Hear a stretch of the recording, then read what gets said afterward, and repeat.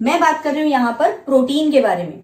तो प्रोटीन क्या होते हैं, और आज का हमारा टॉपिक भी यही है कि प्रकाश संश्लेषण के द्वारा कार्बोहाइड्रेट्स के अलावा उनके अतिरिक्त और कौन से खाद्य घटक हैं जिनका संश्लेषण पादप अपने अंदर कर सकते हैं।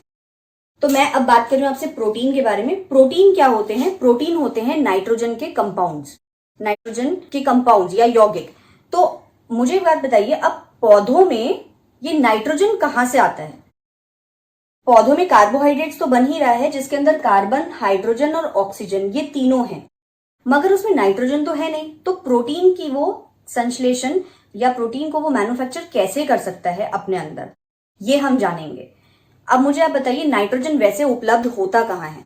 नाइट्रोजन वातावरण में, वायुमंडल में मौजूद है, पर वो कौन से फॉर्म में उपलब्ध है?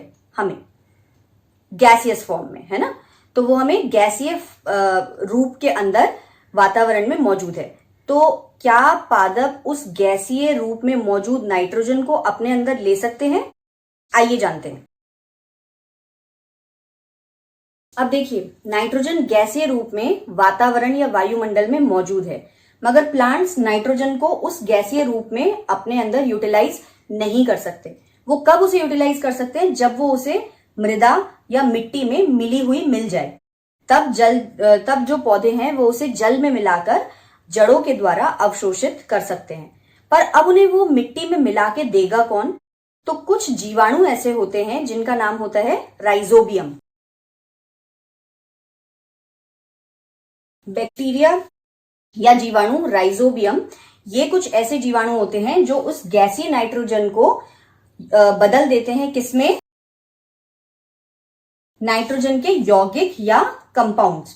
तो जब नाइट्रोजन के यौगिक में ये बदल जाते हैं तो ये मिट्टी के अंदर मिल जाते हैं, क्योंकि राइजोबियम भी कहाँ होता है? वो जो भी कोई पौधा होता है उसकी जड़ों में होता है। तो जड़ों में जब नाइट्रोजन जब मिट्टी में मिल गई है तो ये पानी में विलय होके, क्योंकि जल तो उसे चाहिए ही होता है प्लांट को, और ये जो नाइट्रोजन के उपयोगी यौगिक होते हैं ये मृदा में मिल जाते हैं, और इन विलय पदार्थों को जो पादप है, पौधे हैं, वो क्या कर सकते हैं? अब इन्हें अवशोषित कर सकते हैं जड़ों के द्वारा, क्योंकि ये पानी में विलय हो चुके हैं।